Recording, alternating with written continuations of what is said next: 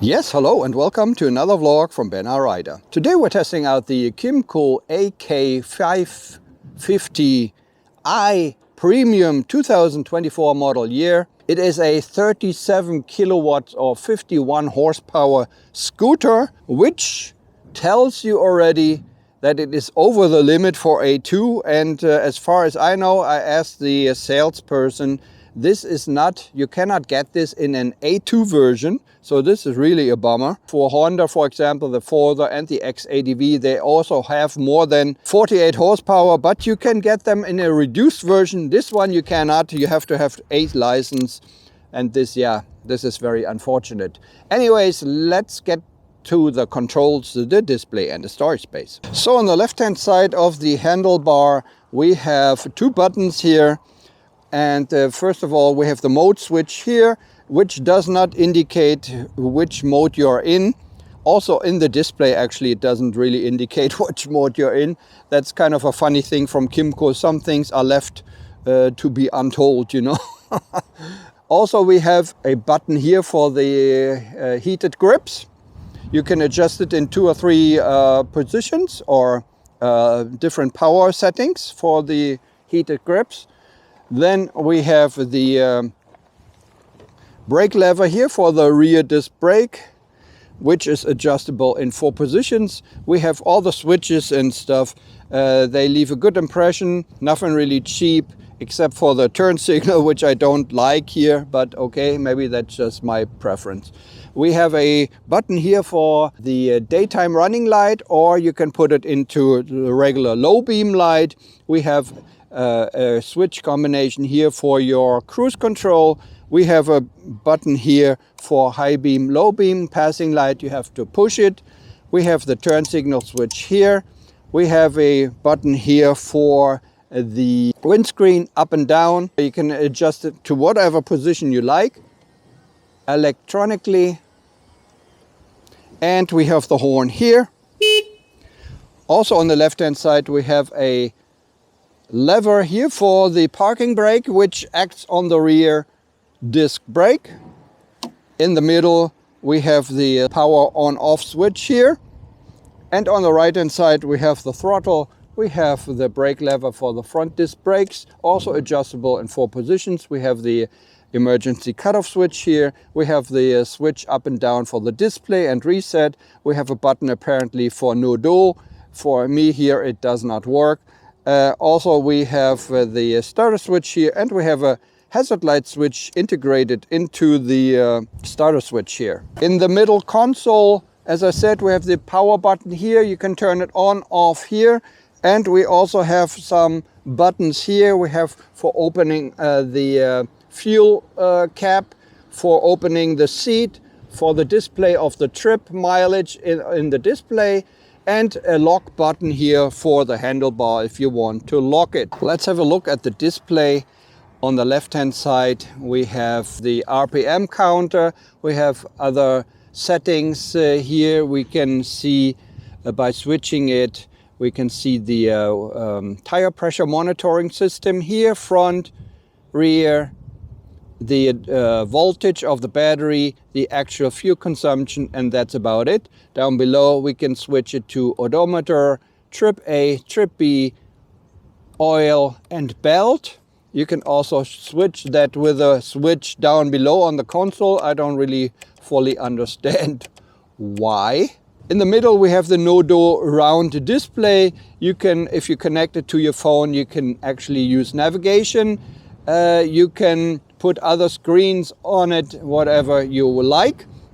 On the right hand side, we have also the display of the fuel indicator, of the coolant temperature, and the speedometer is also on the right hand side.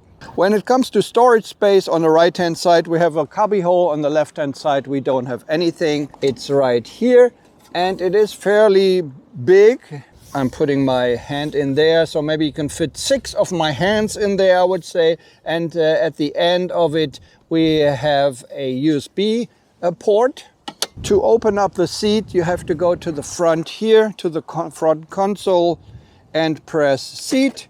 And then it opens up from this side.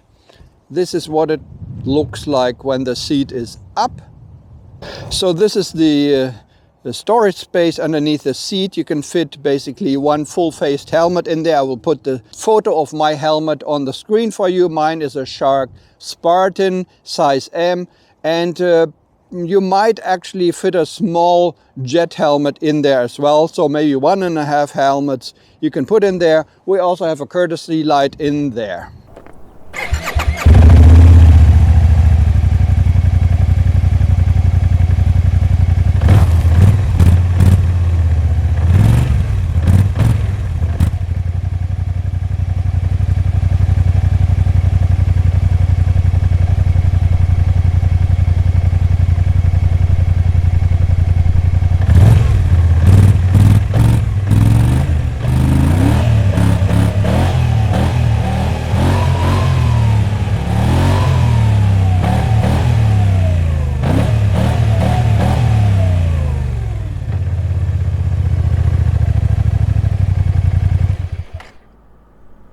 So this is the new KYMCO AK550i Premium 2024 model year, and we'll take it out for a little spin.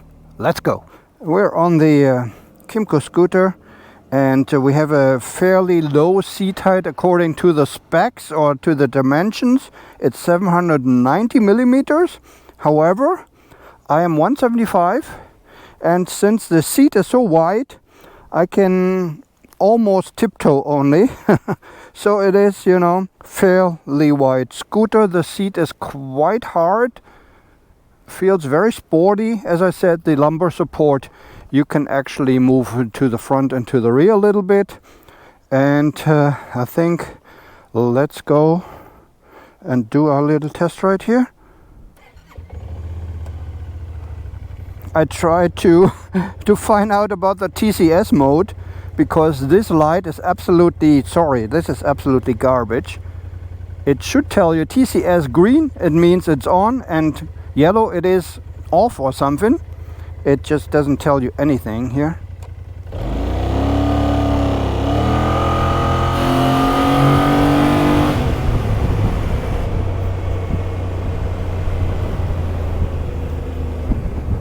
While sitting on the scooter, we can sit like on a toilet. We can put the seat, we can put the feet a little bit to the front.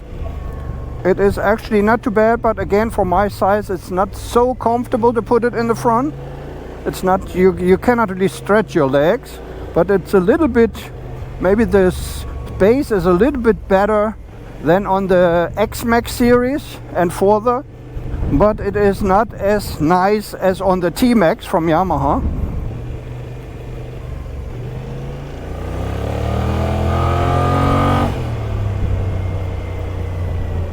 We have very, very strong brakes here. We have a very good agility for the corners, pretty nice.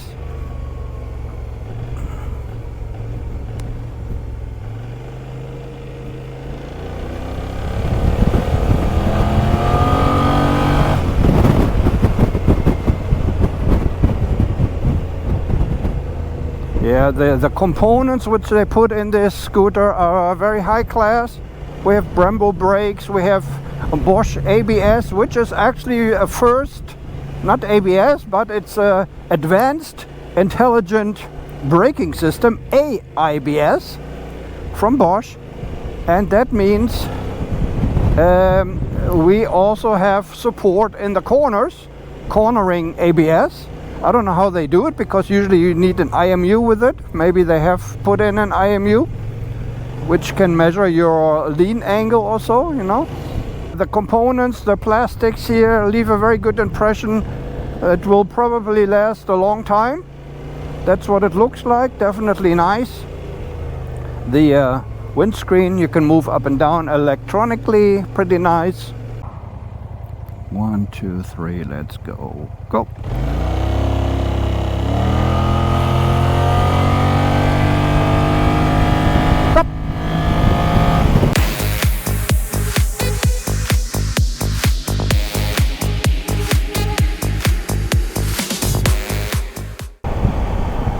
So, the KYMCO scooter with almost 51 horsepower is pretty much a beast. But let's find out about the specs or about the measurements. If it is actually also very, very quick or the quickest in the bunch. Let's see about that, what the measurement will say. On the highway, on the freeway, it is very, very comfortable.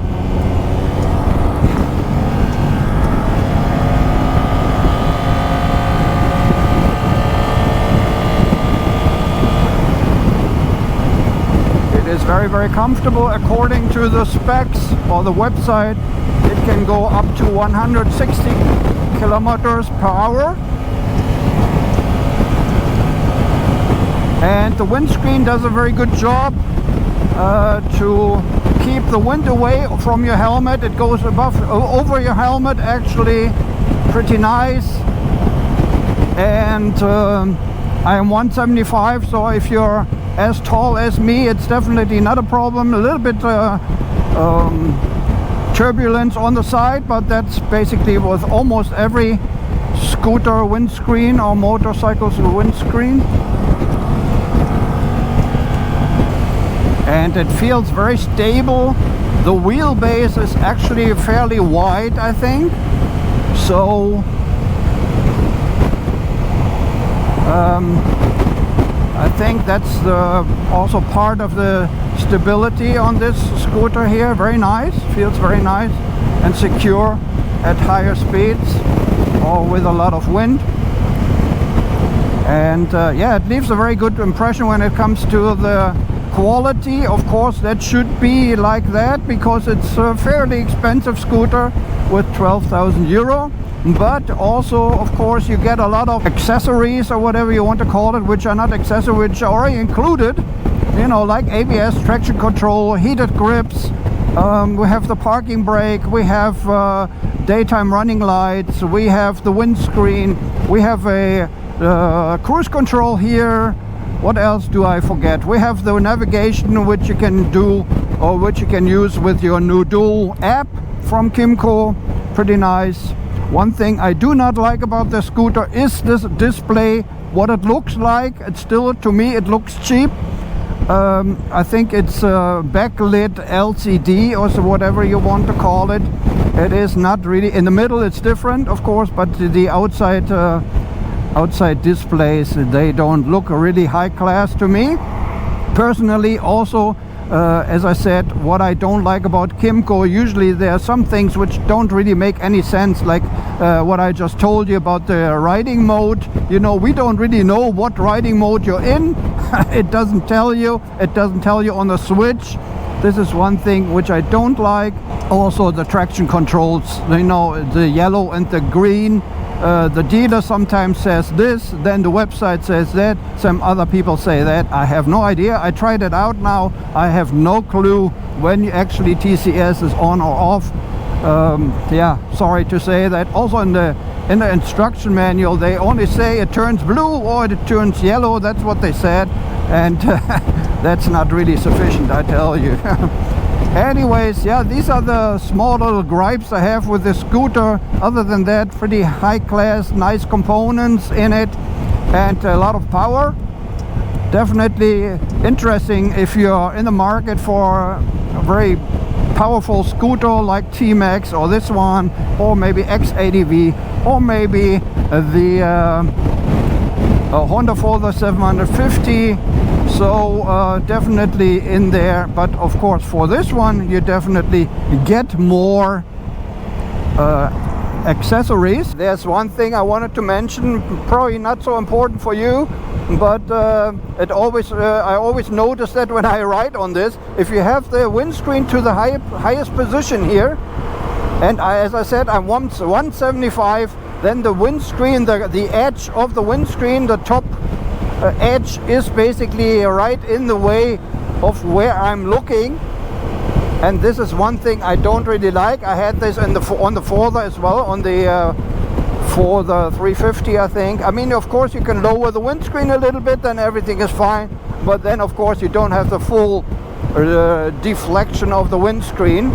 That's I wanted to point out, and this is something I don't really like. You know, when you ride and you constantly see this edge here in the middle where you're actually looking. That's basically everything about the KYMCO AK550i Premium 2024 scooter. Thanks very much for watching. This is BenalRida out. Take care. Bye bye.